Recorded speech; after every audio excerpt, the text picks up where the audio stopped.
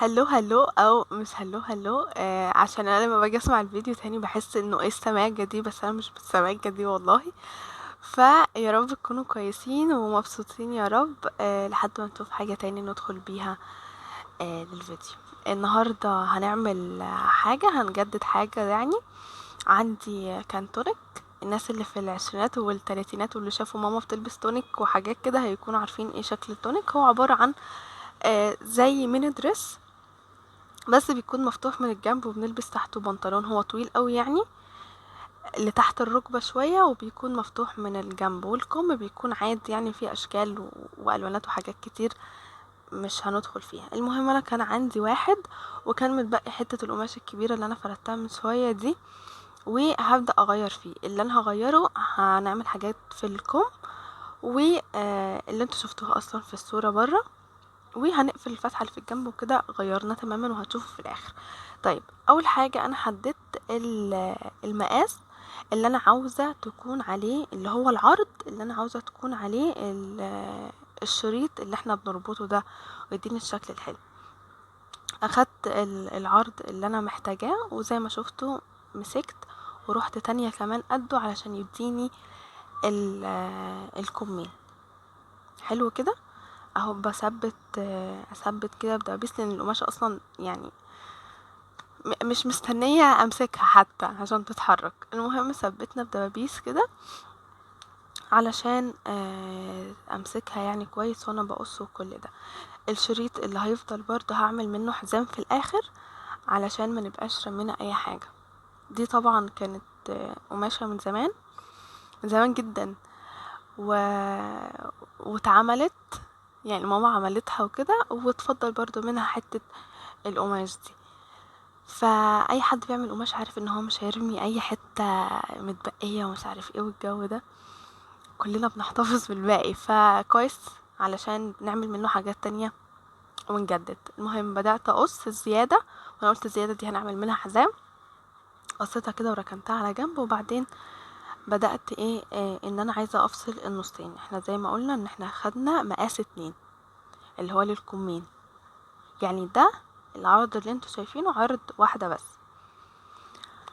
هثبت برضو كده بالراحة علشان زي ما قلت القماشة بجد مش مستنية المسها، وهحاول افصلهم كده عن بعض. شايفين كده؟ هحاول اثبت ايدي عشان بجد يعني هي بتساعد معايا تقريبا عشان تتحرك. احسن حاجة ان احنا نثبتها بدبابيس طبعا، ونسند كده واحنا بنقص عشان نضمن ان هما الاتنين قد بعض. حتى لو مش قد بعض مش هيبان قوي على فكرة، بس يعني للاحتياط يعني. قصيتهم كده من بعض وشلت كل الدبابيس اللي انا كنت حطاها، وجبت واحد يعني ده واحدة بس، وده الوش بتاعها.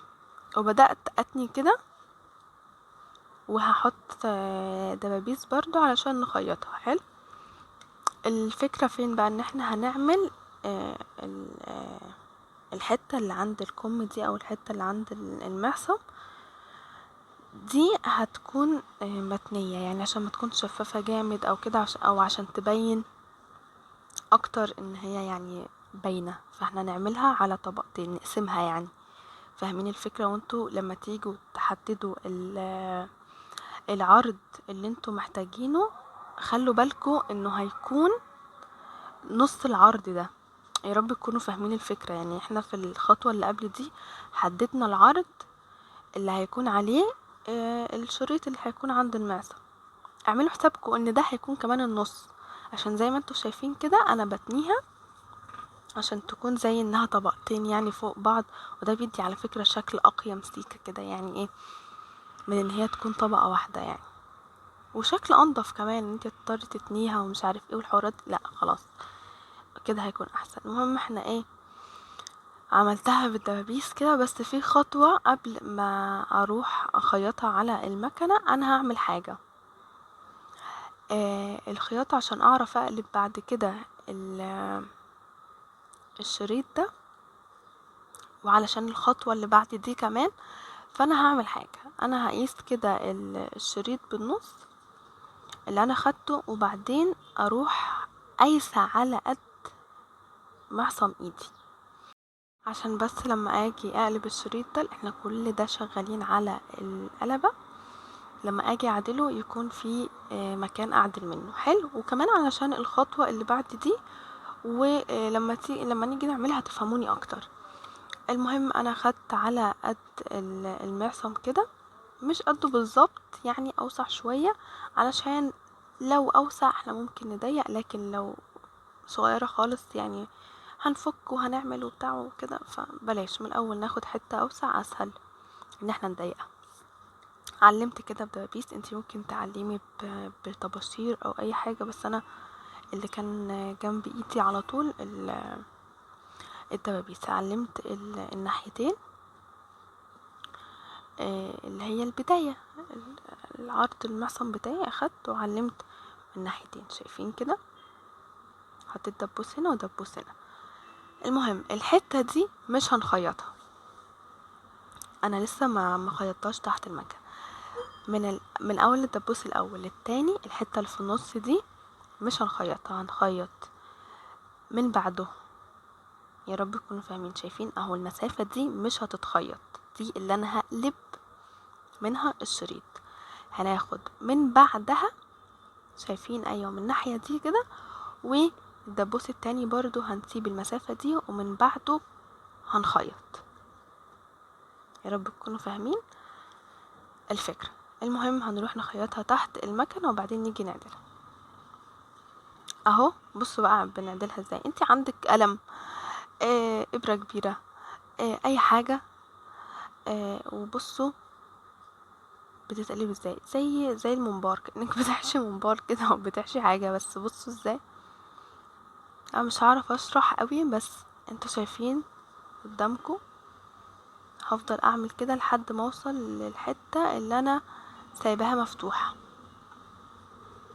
شايفين اهو، واروح مطلعه القلم وشده كده، وهعمل كده الناحية التانية والشريط التاني كمان نفس الحركة.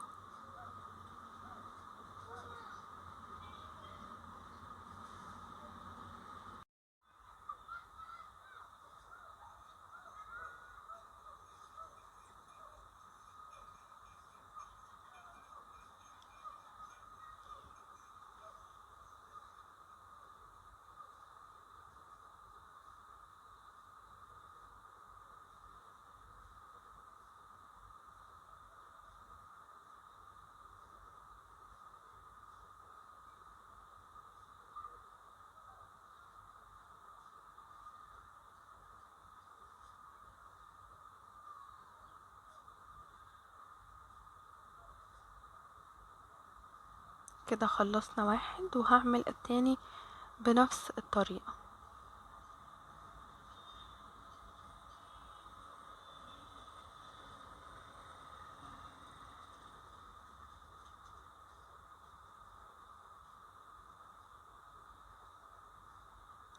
بعد كده انا جبت الكم بتاعي، والكم بتاعي كان محتاج ان انا افكه من الجنب، يعني مكان الخياطة اللي في الجنب بتاعت الكم انا هفك منها 10-20 سنتي براحتنا، برضو ناخد اكتر، يعني نفك اكتر، ولو زادت هنضيق او هنقفل براحتنا، يعني خلينا في الحتة الامان وناخد اكتر. بصوا بقى السرعة وكده، وفاكرين ان انا بعمل بالسرعة الرهيبة دي، بس يا ريت الحاجة بتاخد كده على ارض الواقع. انا اصلا البتاع ده عشان اعمله اخد مني بتاع 3 ايام، عشان استنى بس نور الشمس يدخل الأوضة، لان التصوير بتاع بالليل بشع. ويعني في فيديوهات برضه انا كنت مصوراها بالليل فهتنزل، عشان بس ايه، نعذر بعض. المهم فكيت الكام سنتي دول، وهبدأ، او شايفين ان كل حاجة اتفكت. هبدأ بعد كده اخد علامة في نص الكم بتاعي، حتة صغيرة خالص، بس اعلم ان هو ده النص، تنتها كده زي ما كانت، وبعدين حتة صغيرة خالص بالمقص.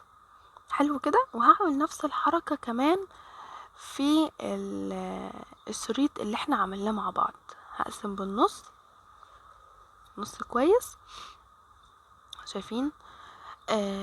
وهاخد برضو نفس العلامة عشان لما اجي اركبه في الكم ابقى عارفة ان هو بالنص، عشان ما تبقاش حتة اطول من حتة والكلام ده كله. فاهمين الفكرة؟ اهو اخدت علامة في نفس في النص يعني زي الكم. وبعد كده هنعمل ايه؟ همسك الكم بتاعي وبعدين اقيس 4 صوابع من كل ناحية، شايفين كده؟ واروح قايسة 4 صوابع واروح معلمة علامة، حاطة دبوس اي حاجة. وزي ما قلت انا اللي كان جنبي الدبابيس اسرع حاجة، وكنت عايزة امشي نفسي يعني. حطيت دبوس ومن الناحية التانية برضو قست 4 صوابع وسبتهم. طب ال4 صوابع دول بتوع ايه يا منار؟ دول الحتة اللي هتكون مش مكشكشة في الكم. الكم بتاعي فيه كشكشة، حلو كده، بس الكشكشة ما بتكونش على طول المعصم بتاعي كله، لا الكشكشة بتكون في النص يعني في النص بالظبط، او مش في النص بس بيكون في مساحة متساوية من الناحيتين متسابة مش متكشكشة. ده اللي احنا عملنا، ان احنا اخدنا مقاس 4 صوابع من كل ناحية وما كشكشناش، او هنسيبها كده ستريت من غير كشكشة. هبدأ اكشكش ما بين الدبوسين اللي انا علمت عليهم دول، عشان ايه؟ هما اللي هيكونوا الحتة المكشكشة اللي في النص اللي هي باينة من ايدك، حلو كده، لان الناحيتين اللي انتي سبتيهم مش مكشكشين دول لما هتيجي تربطي الشريط اللي احنا عملناه ده مش هيبانوا اصلا، فملهمش لازمة ان احنا نكشكشهم.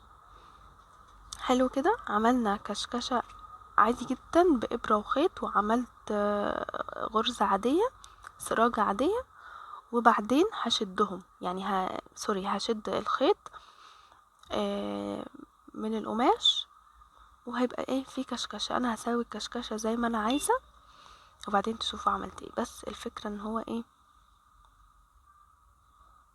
اهو سراجة عادية جدا ما بين الدبوسين اللي احنا حطيناهم او العلامتين اللي انتوا حطيتوهم.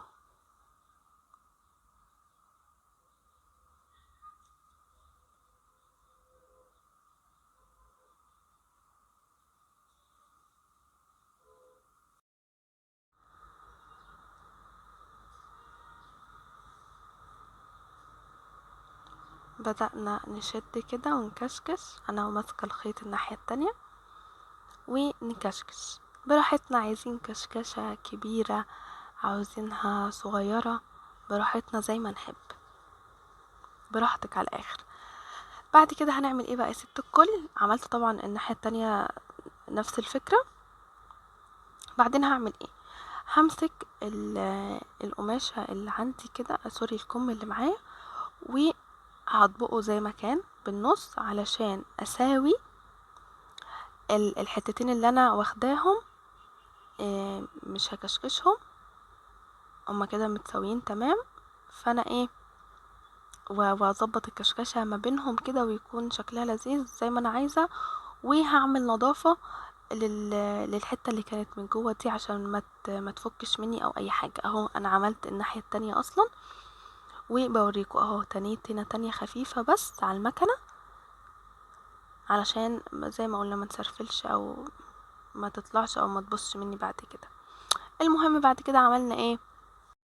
جبنا الكم والشريطة وكأننا عملناها سندوتش، شايفين المكان اللي كنا سايبينه مفتوح؟ عملناها زي السندوتش بالظبط، وثبتنا في النص وعلى الأطراف ورحنا مخيطين تحت المكنة. يا رب تكونوا فاهمين الفكرة. اهو زي السندوتش بالظبط. اهو انا بوريكم ان هو هنعمل ايه بعد ما خيطناها. انا خيطتها يعني اخدتها كده تحت المكنة وخيطت، وبعدين اهو بعد ما خيطناها هنعملها ايه زي السندوتش بالظبط، هنقفل الناحية التانية عليها ونخيطها، مفيش اسهل من كده. بعد كده اهو جهزت معايا، شكلها لذيذ جدا طبعا، هتبان في اللبس اكتر. والباقي ده الحزام اللي احنا قلنا ايه اتفضل من الشريطة، فاكرين؟ ادي شكل الكم لوحده، وهنا بقى لبسته على الحزام اللي من نفس القماشة. شكل الكم طبعا حوار تاني، غير من شكل الدرس خالص. وكمان شكله لذيذ بصراحة. تمام، انا بقى عاجبني اكتر اللي بعد ده، استنوا هتشوفوا. بصوا بقى، لبست عليه حزام رفيع اسود مع الشنطة السوداء، كسر الالوان وخلى شكله لذيذ بصراحة جدا. الكم شكله لذيذ، والحزام العريض كمان شكله لذيذ. وبس كده، ممكن بس عشان نكسر الالوان نحط اسود، اي لون انتوا حابينه، وبس كده نكون خلصنا.